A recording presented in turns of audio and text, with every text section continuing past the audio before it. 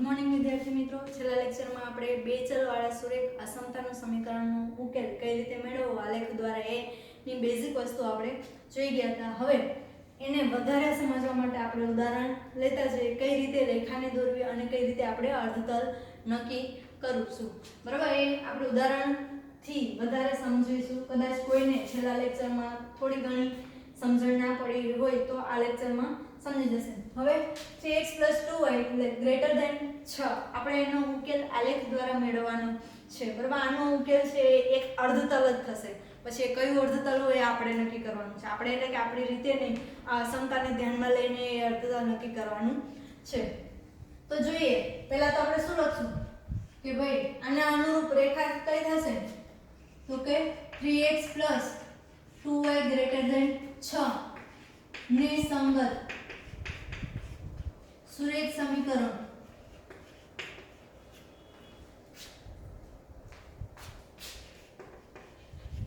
સમીકરણ શું થશે? સુરેખ સમીકરણ એટલે કે ભાઈ રેખાનું સમીકરણ 3x + 2y = 6. બરાબર, 3x + 2y = 6. હવે તો કે ભાઈ 3x +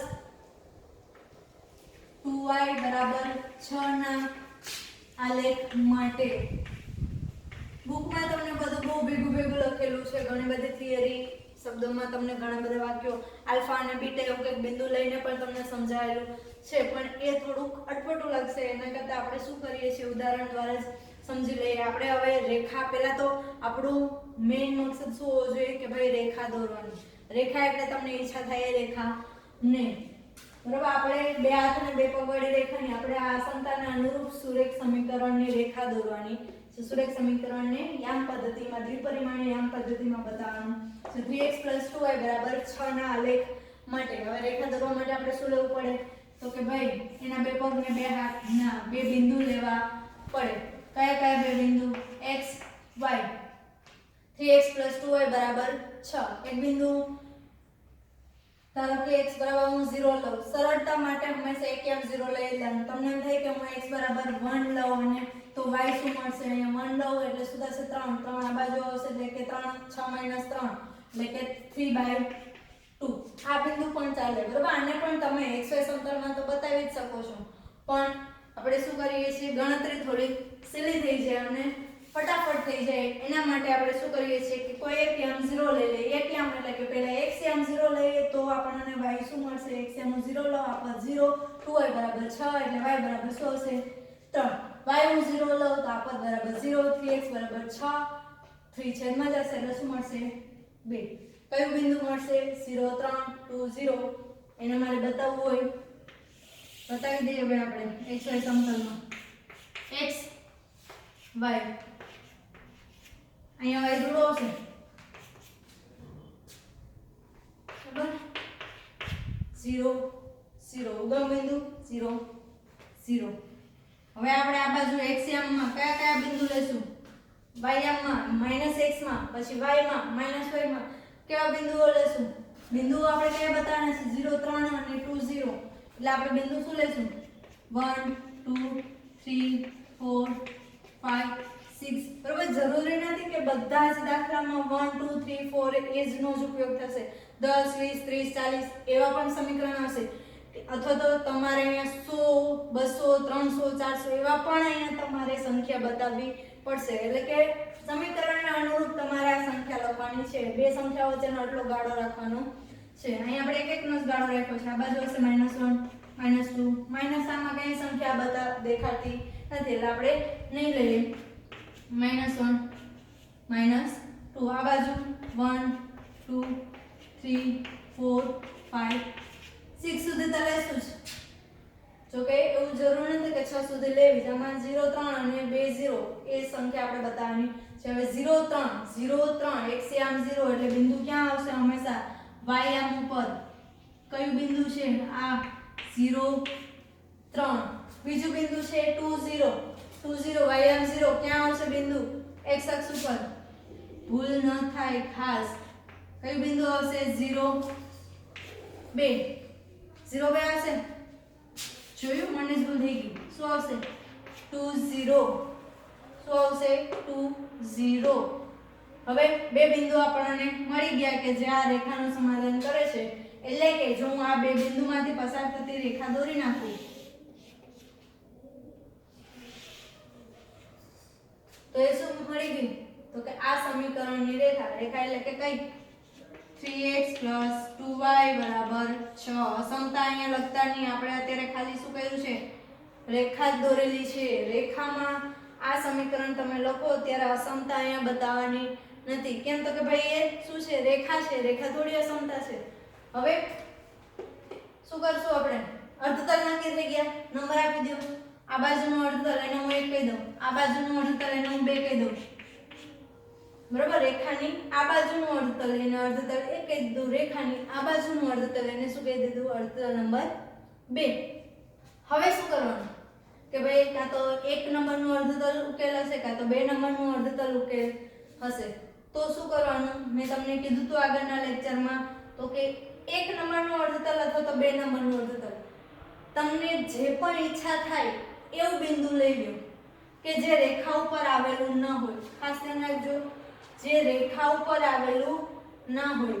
રેખા ઉપર આવેલું હોવું જોઈએ નહીં. રેખા ઉપર આવેલું હોય એના સિવાયનું બિંદુ આપણે લેવાનું છે. તો કયું બિંદુ લેશું આપણે? તમને એમ થાય કે ભાઈ 0 0 જ લઈ લો ને તો જ ગણતરીમાં વહેલું સહેલું પડી જશે, વહેલી ગણતરી કરી લેશું. x અને y એમ બે 0 0 મૂકશો એટલે ગણતરી ફટાફટ થઈ જશે. બરાબર? અહીંયા 0 0 બિંદુ લઈ શકીએ. કેમ? તો કે આ અર્ધતલ 1 નું બિંદુ છે. તમને ઈચ્છા થાય કે ના ભાઈ મારે આ બિંદુ લેવું છે, એટલે કે કયું બિંદુ -2 0 છે એ પણ લઈ લો. કોઈ પણ એક બિંદુ સિલેક્ટ કરી લો. જેમ બને એમ ગણતરી સહેલી થાય. હંમેશા શું લેવાનું? 0 0. જ્યારે રેખા 0 0 માંથી પસાર થતી ન હોવી જોઈએ. જો રેખા 0 0 માંથી પસાર થતી હશે તો આપણે ઉગમ બિંદુ લેશું નહીં. કેમ? તો કે આપણે નક્કી જ છે, તમને નોંધ કરીને આપેલું છે કે ભાઈ રેખા ઉપરનું બિંદુ લેવાનું નથી. એના રેખા ઉપરનું તમે બિંદુ લો તો અર્ધતલ કઈ રીતે નક્કી કરી શકો? આ બિંદુ છે એ અર્ધતલ 1 માં છે કે અર્ધતલ 2 માં છે? નક્કી કરી શકો? ના કરી શકો. કેમ? તો કે એ એક્ઝેક્ટ રેખા ઉપર છે, એ સરહદ ઉપર છે કે આ ભાગમાં નથી, ઇન્ડિયામાં નથી, પાકિસ્તાનમાં નથી. એટલે કે આપણે રેખા ઉપરનું બિંદુ લેશું નહીં. આપણે ક્યાં લેશું? તો કે કાં તો આ બાજુનો ભાગ, કાં તો પહેલે ભાગ, આ ભાગ અથવા તો પહેલા ભાગ. એટલે હંમેશા આ બાજુ 0 0 છે એ અર્ધતલ 1 નું બિંદુ છે. ગણતરી શેની પડે એટલે આપણે શું લઈ લેશું? 0 0. કેમાં સિલેક્ટ કરી લીધું 0 0, પણ કેમાં લેશું? કે ભાઈ જે બિંદુ લ્યો, હવે રેખાને ભૂલી જાઓ, હવે એને આપણે ક્યાં લઈ જશું? આપણી અસમતામાં. એટલે કે ધારો કે x y બરાબર હું શું લઉં છું? 0 0 ને કેમાં મૂકું? તો કે અસમતા. અસમતામાં લખવાની જરૂર નથી. 3x + 2y > 6 માં લેતા. હવે તમારે થોડું દાખલાને સજાવવા માટે વ્યવસ્થિત લખવાનું છે. તમને બુકમાં ફકરો આપી દીધો છે, ફકરામાં લખીને આપ્યું છે. એવું નથી કરવાનું. આપણે સ્ટેપ બાય સ્ટેપ લખવાનું છે. 0 0 નો હું મૂકું અહીંયા, 0 અહીંયા મૂકું, 0 અહીંયા મૂકું, એટલે કે 3 × 0 0 + 2 × 0 0 > 6 માટે 0 > 6 શક્ય છે? 0 છે એ 6 થી મોટો છે? નથી ભાઈ, જે શક્ય નથી. કઈ દેવાનું આપણે ભાઈ શક્ય છે કે નથી? ભાઈ 0 0 છે એ આ સમતાનો ઉકેલ નથી. કેમ? તો કે એનું પાલન થતું નથી. 0 0 બિંદુ છે એ આ સમતા, જે આપેલી સમતા છે એનું સમાધાન કરતું નથી. એટલે કે આ સમતાનો ઉકેલ અર્ધતલ 1 છે નહીં. તો ઓટોમેટિક કયું અર્ધતલ એનો ઉકેલ થઈ જશે? અર્ધતલ 2. બરાબર? અહીંયા તમને 2 અર્ધતલ કરતા વધારે અર્ધતલ મળવાના નથી. એટલે આપણે ડાયરેક્ટ શું કહી દઈશું કે ભાઈ અર્ધતલ 1 એનો ઉકેલ ના થયો. કેમ? તો કે 0 0 છે આ સમતાનું પાલન નથી કરતું. તો અહીંયા જે પણ અર્ધતલમાં બધા જ બિંદુઓ આપેલા છે, એકેય બિંદુ આનું સમાધાન કરતા નહીં હોય. ઉદાહરણ તરીકે તમારે રફમાં ગમે એટલા બિંદુઓ લઈને ચકાસી જોજો. બરાબર? આ સમતામાં આ અર્ધતલના ગમે એટલા બિંદુ લઈ અને તમે આ સમતામાં મૂકી દેજો, સમાધાન નહીં કરે. ખાસ ધ્યાન રાખજો. તમે એકવાર ચેક કરવું હોય તો કરી લેજો. માટે શું કહેશું? તો કે 0 0 એ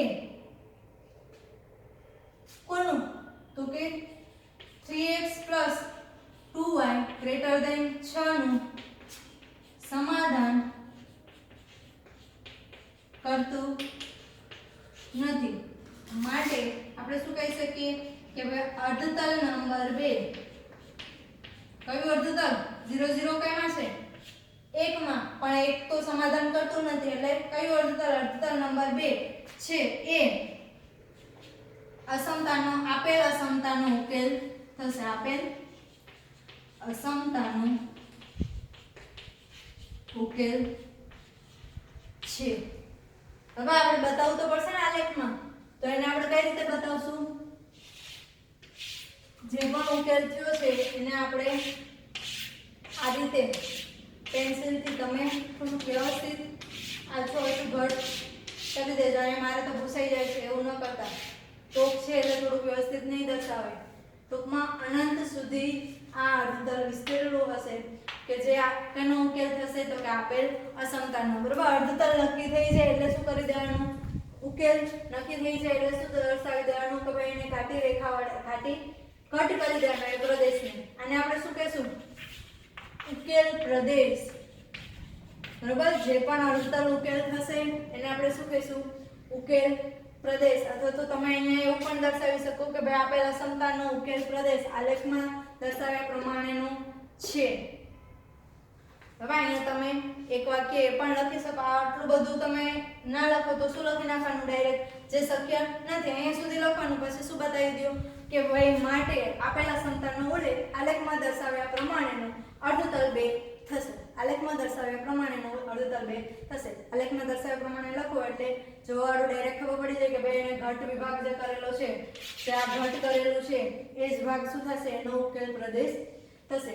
સમજાઈ ગયું ટૂંકમાં? હજુ આપણે એના પછીનું એક ઉદાહરણ લઈએ, બાકી એના પછી જોશું. જોઈએ એના પછીના ઉદાહરણમાં શું કહે છે તો કે ઉદાહરણ number 10.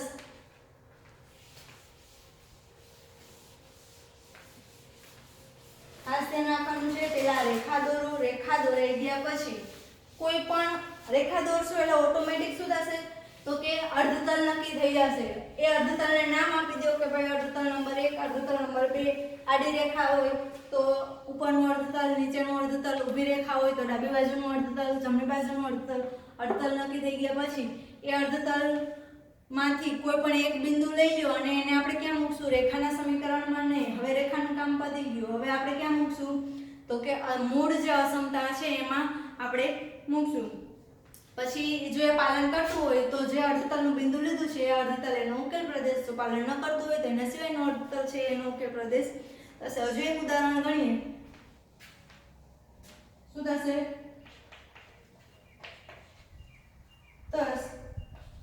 3x - 6 greater than or equal to 0. 3x - 6 greater than or equal to 0. આપણે એક વસ્તુ ઉદાહરણ 9 માં ભૂલી ગયા છીએ. શું ભૂલી ગયા એ જોઈ લેજો તમે. તો તમને ખબર પડી જવી જોઈએ કે ભાઈ આપણે ઉદાહરણ 9 માં એક વસ્તુ તમને દર્શાવતા ભૂલી ગયા. એ શું ભૂલી ગયા એ આ ઉદાહરણ 10 ગણી લેશો એટલે તમને ખ્યાલ આવી જશે. જોઈએ હવે મારે આને આલેખ દોરવા માટે શું કરવું પડે? ભાઈ એની રેખા દોરવી પડે. એને સંગત રેખા શું થશે તો કે 3x - 6 greater than or equal to 0 ને સંગત સુરેખ સમીકરણ શું થશે તો કે 3x - 6 બરાબર 0. તમને એમ લાગતું હોય આ રેખાનું સમીકરણ મળી ગયું એટલે કંઈક એમાંથી કોમન નીકળતું હોય તો કંઈક કેન્સલ થતું હોય ને સમીકરણ નાનું થતું હોય તો તમે દર્શાવી શકો. શું થાય? 3 6 ઓલી બાજુ જશે. 3 કોમન કાઢો એટલે શું થશે? x - 2 બરાબર 0 એટલે કે x બરાબર 2 થશે કે નહીં? x બરાબર 2. તમે કહેશો કે ભાઈ આ તો એક ચલ થઈ ગયું. ભલે ને એક ચલ થઈ ગયું, આપણે એનો ઉકેલ આલેખ દ્વારા મેળવવાનો છે. તમને કીધું છે કે ભાઈ આનો ઉકેલ આલેખ દ્વારા મેળવો. એવું નથી કીધું કે ભાઈ આનો ઉકેલ મેળવો અને એની સંખ્યા રેખા ઉપર દર્શાવો. બરાબર, આ સંખ્યાનો ઉકેલ મેળવી અને એને સંખ્યા રેખા ઉપર દર્શાવો એવું કીધું છે નહીં. તમને દ્વિપરિમાણ એટલે જ તો ચોખવટ કરેલી છે ઉદાહરણમાં કે દ્વિપરિમાણીય સમતલમાં તમે આ સમતલનો ઉકેલ આલેખ દ્વારા મેળવો. તો x બરાબર 2 છે તો હવે એ રેખા ક્યાં આવશે? એમાં બે બિંદુ લેવાની જરૂર છે. એ x અક્ષ આખી સુધી ગઈ, આડી થઈ ગઈ, વાંધો નહીં, ચાલશે. 0 0 1 2 3 1 2 3 આ રીતે x બરાબર 2 આમાં બે ચલ છે ને એક જ ચલ છે x બરાબર 2 યાદ હોય તો તમે આગળ બહુ બધું ભણી ગયા x બરાબર 2 એટલે ક્યાં આવશે 2 માંથી પસાર થતી રેખા ડાયરેક્ટ લખી નાખું કે નહીં શું થશે આ રેખા x બરાબર 2 કેમ તો કે 2 માંથી જ પસાર થશે y આમ શું હશે કાંઈ ફરક પડશે નહીં પણ x ની કિંમત બધા બિંદુ આગળ શું રહેશે અચળ જ રહેશે કે ભાઈ 2 2 અને 2 x ની કિંમત ગમે એટલી હોય શકે એટલે કે જ્યારે એક ચલ આપેલું હોય x બરાબર 2 આપેલું હોય તો એ હંમેશા કેવી લાઈન આવશે ઊભી લાઈન ખાસ ધ્યાન રાખજો x બરાબર કોઈ પણ સંખ્યા આપેલી હોય તો એ કેવી આવશે ઊભી કે જે x માંથી પસાર થતી હોય y ને શું હોય સમાંતર જ્યારે y વાળી સમીકરણ આપેલું હોય કે ભાઈ y બરાબર હું 3 લઈ લઉં તો એ શું આવશે આડી રેખા બરાબર 3 માંથી પસાર થતી રેખા કે જ્યાં x આમ હંમેશા શું હશે કંઈ ફેર પડશે નહીં આડી આ રીતે આવશે બરાબર જે x અક્ષને હંમેશા શું હશે સમાંતર x ઉપર પસાર થશે નહીં y વાળી રેખા એટલે આ બે વસ્તુ ખાસ ધ્યાન રાખવાનું છે જો એક જ ચલ હોય x બરાબર કોઈ સંખ્યા આપેલી હોય y બરાબર સંખ્યા આપેલી હોય તો x વાળી સંખ્યા છે x વાળું સમીકરણ હંમેશા ઊભી લાઈન આવશે અને y વાળું સમીકરણ છે હંમેશા શું આવશે આડી લાઈન એટલે કે હવે થોડું આપણે બતાવી દઈએ x બરાબર 2 અર્ધતલ નક્કી થઈ ગયું શું થઈ ગયું ઊભી રેખા છે એટલે આપણે શું કહીશું આ ભાઈ ડાબી બાજુનું અર્ધતલ અને આ શું છે જમણી બાજુ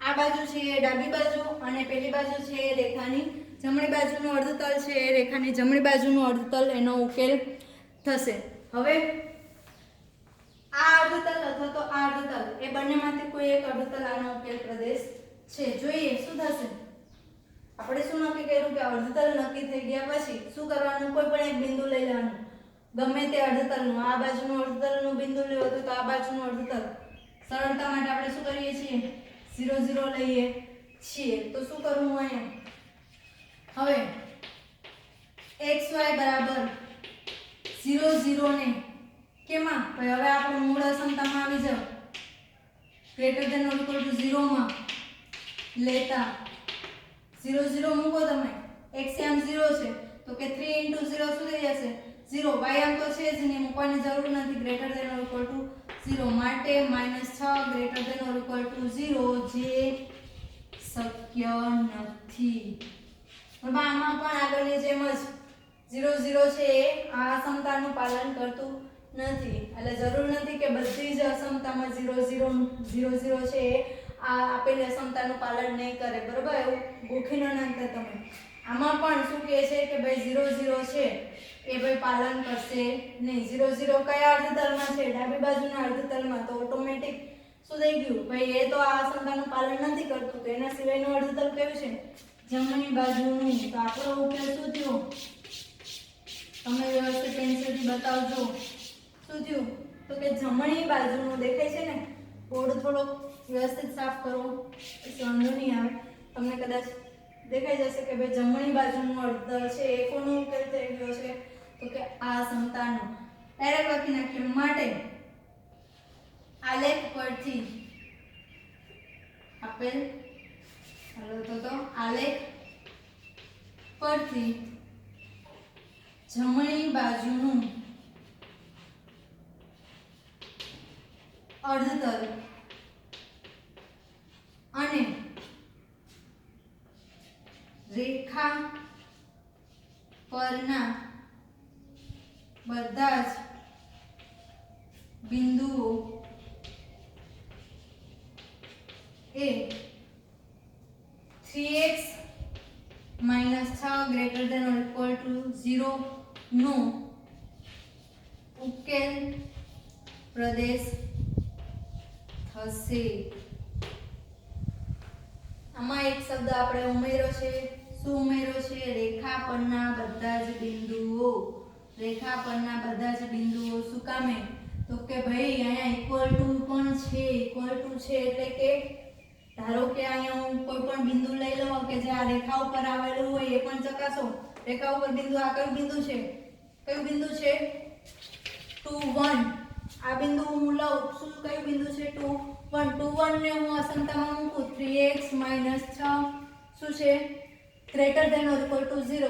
બિંદુ મૂકો એટલે કે 3 3 ને અહીંયા x ની જગ્યાએ 2 મૂકો એટલે કે 6 6 - 6 greater than or equal to 0 0 greater than or equal to 0. પાલન થાય છે કે નહીં? કેમ તો કે ઇક્વલ ટુ પણ છે એટલે કે જ્યારે પણ ઇક્વલ ટુ પણ હોય ત્યારે આ રેખા ઉપરના બિંદુઓ પણ આપેલા સમતાનો ઉકેલ થઈ જાય અને એની સિવાયનું કોઈ એક અર્ધતલ હોય. આમાં આપણે જમણી બાજુનો અર્ધતલ છે તો જમણી બાજુનો અર્ધતલ અને રેખા પરના બધા જ બિંદુઓ છે એ શું થશે?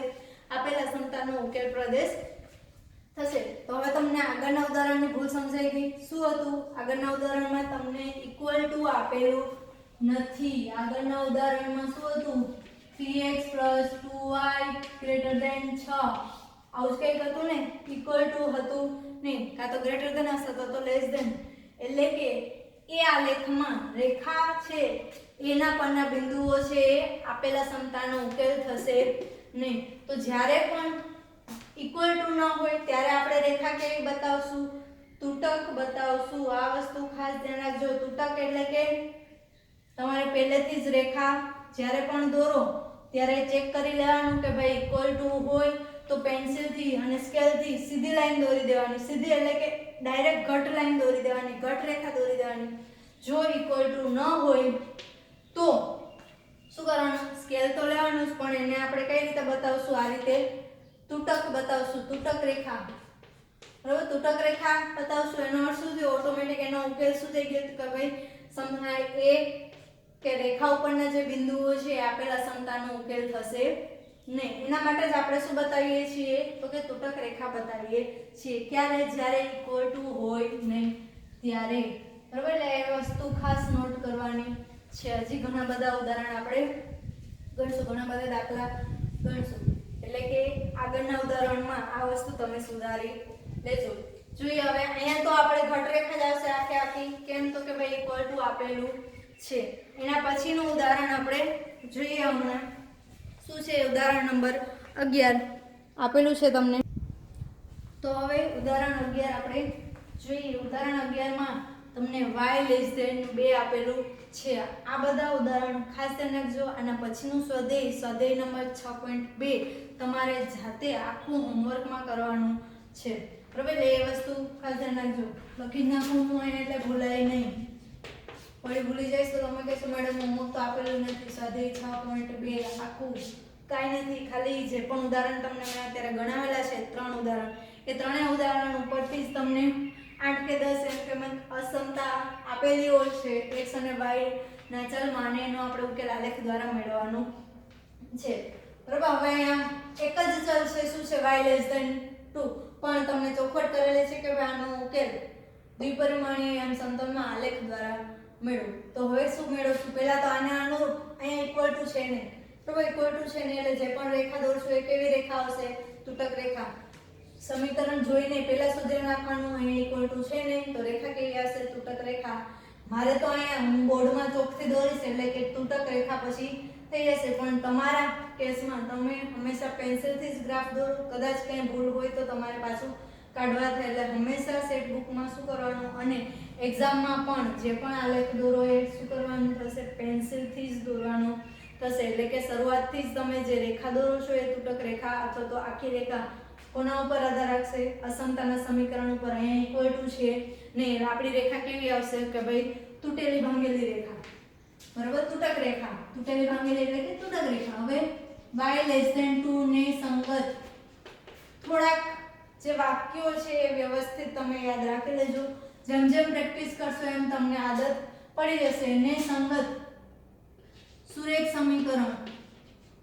સુરેખ સમીકરણ એટલે કે રેખાનું સમીકરણ શું થશે? તો કે અસમતાની નિશાની કાઢી અને આપણે શું લઈ લેવાનું છે? ઇક્વલ ટુ છે, બરાબર? હવે એના આલેખ માટે બે બિંદુઓ લેવાની જરૂર છે નથી ને? તમને એમ થાય કે ના મને એમનો ખબર ના પડે, મારે બે બિંદુ લેવા છે. તો બે બિંદુ કઈ રીતે લેશો તમે એ પણ સમજાવી દઉં. x અને y જ્યારે એક જ ચલ હોય તો આપણે x અને y બે બિંદુ લેવા માટે શું કરતા એક વારાફરતી વાર આપણે શું કરીએ છીએ 0 લઈએ છીએ પણ આમાં તો 0 આવશે નહીં કેમ તો કે y ની કિંમત કેવી રહે છે અચળ રહે છે એટલે y ની કિંમત અહીં લખી નાખવાની x ની કિંમત બદલાવી નાખવાની બરાબર x ની કિંમત શું કરી નાખવાની બદલાવી નાખવાની એટલે ખાસ ધ્યાન રાખજો આવી રીતે આપણે આ બિંદુ મેળવશું તમને કદાચ ખ્યાલ ના આવે કે ભાઈ y બરાબર 2 છે આડી લાઈન આવશે તો ઊભી લાઈન આવશે આડી લાઈન આવશે તો ઊભી લાઈન આવશે તો શું કરવાનું એ બિંદુ લઈ લેવાના હવે y બરાબર 2 છે એનો શું થયું y ની કિંમત હંમેશા 2 જ રહેશે બદલશે નહીં એટલે 2 લખી નાખ્યા અને ઉપર x ની કિંમત કોઈ પણ લઈ લો 0 અને 1 લઈ લીધું છે મેં અહીં 0 0 અહીં 1 2 3 1 2 3 કયો બિંદુ છે 0 2 0 2 ક્યાં આવશે x આમ 0 એટલે અહીંયા 0 2 આવશે કે નહીં 0 2 1 2 1 એટલે કે x આમ 2 એટલે કે અહીંયા શું આવશે 1 2 એ બંનેને જોડતી રેખા એટલે કે આવશે તો ભાઈ અહીંયા પ્રવાહ હંમેશા આડી રેખા જ આવશે y હશે y કોઈ પણ સંખ્યા હશે હંમેશા આડી રેખા આવશે x બરાબર ગમે તે સંખ્યા હશે રેખા હશે તો એ શું હશે હંમેશા ઊભી રેખા આવશે જો બંને હશે x અને y તો આપણે કોઈ ત્રાસી કે આડી અવળી ઊભી ગમે એવી લાઈન આવશે એટલે કાં તો ઉગમ બિંદુમાંથી આ રીતના ક્રોસમાં પસાર થતી હોય એવી પણ આવી શકે તો હવે આપણે અર્ધતલ નક્કી થઈ ગયા કયા અર્ધતલ આડી રેખા છે એટલે કે આ અર્ધતલ છે ઉપરનું અર્ધતલ આ તો આપણે નામ જ આપી દઈએ ભાઈ નામ જ સહેલું પડશે ઉપરનું નીચેનું ડાબી જમણી એવું શબ્દ યાદ રાખવા કરતા આપણે શું કરીએ નામ આપી દઈએ કે ભાઈ 1 નંબરનું અર્ધતલ 2 નંબરનું અર્ધતલ બરાબર એટલે કઈ ઝંઝટ જ નહીં શું થશે હવે બે બિંદુ મળી ગયા રેખા આપણે દોરી લીધી તૂટક રેખા પાછું ભૂલાઈ ગયું મારે તો આ ચોક છે એટલે હું તો આવી રીતના કાઢી નાખીશ કે ભાઈ એને ભાંગેલી તૂટેલી દોરી નાખો એટલે તમારે ધ્યાન રાખવાનું છે પહેલેથી ઇક્વલ ટુ નથી થોડું બોર્ડ વ્યવસ્થિત નથી એટલે આ વસ્તુ તમે ખાસ ધ્યાન રાખજો આપણે કેવી રેખા આવશે તૂટક રેખા બુકમાં જોશો એટલે વ્યવસ્થિત તૂટક તમને બતાવેલી હશે અહીંયા બોર્ડમાં થોડુંક તમને ઝાંખું દેખાશે કેમ તો કે મેં દોરી અને પાછું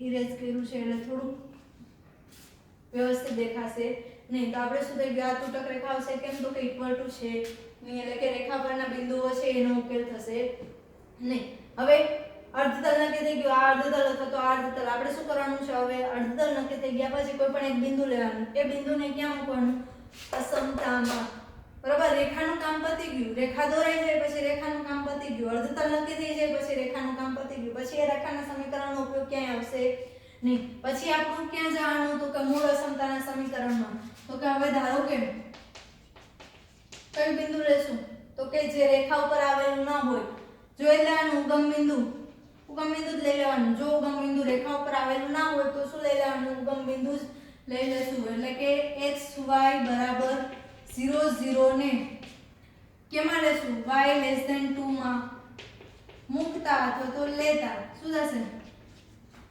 x અને y 0 0 પણ એ તો y આમ છે કઈ વાંધો નહીં અહીંયા x છે જ ને એટલે આપણે એની જરૂર છે એટલે y મૂકવું 0 less than 2 ભાઈ આ તો શક્ય થી વાંધો નથી શક્ય છે ને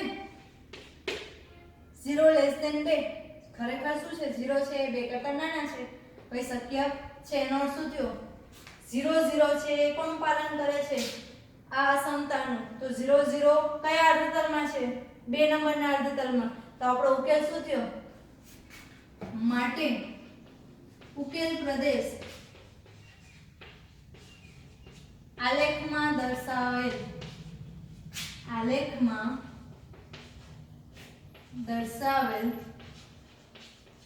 અર્ધતલ કયું અર્ધતલ 2 થશે તમારે લખવું હોય તો લખી નાખો કે રેખા પરના લખવાનું છે લખવું હોય તો લખી નાખો ને લખવું જ પડશે રેખા પરના બિંદુઓનો સમાવેશ થશે નહીં કયું ઉકેલ થશે તો કે આપણો જે આ નીચેનો ભાગ છે બરાબર તો હું કોઈ વ્યવસ્થિત ડિઝાઇન કરી નાખું અર્ધતલ નંબર જે 2 છે એ આપણો શું થશે, એનો ઉકેલ થશે. અથવા તો તમારે વ્યવસ્થિત હજુ લાઈન લખવી હોય તો કઈ રીતે લખી શકો કે ઉકેલ પ્રદેશ આલેખમાં દર્શાવેલ અર્ધતલ 2 આલેખમાં દર્શાવ્યા પ્રમાણે વ્યવસ્થિત તમને લાઈન લખી દો એટલે બધામાં એ જ લખવું પડે. આલેખમાં દર્શાવ્યા પ્રમાણે રેખા સિવાયની અર્ધતલ 2 થશે. ઉકેલ પ્રદેશ આલેખમાં દર્શાવ્યા પ્રમાણે રેખા પરના અથવા તો અહીંયા વ્યવસ્થિત લખી દઉં, રેખા પરના બિંદુઓ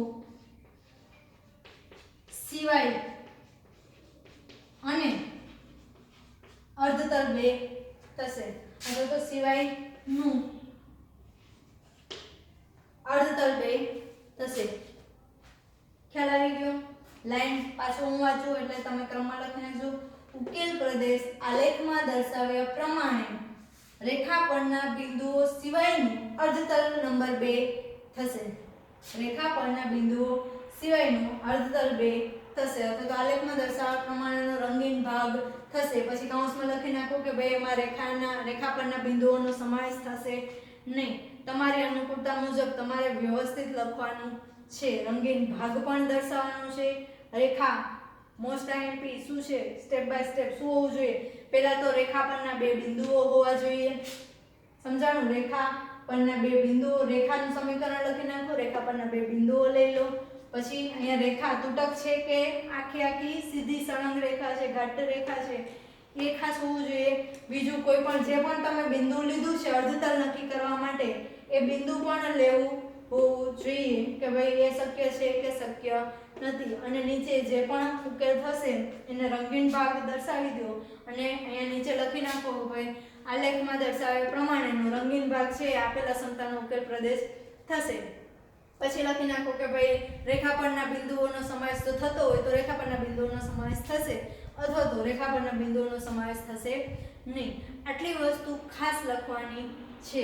અર્ધતલ નંબર પણ દર્શાવી દો. બરાબર? આ બધી વસ્તુ જોઈ ગયા આપણે. હવે પછીના લેક્ચરમાં આપણે તમને હોમવર્કમાં સ્વાધ્યાય 6.2 છે આખું કરવાનું છે.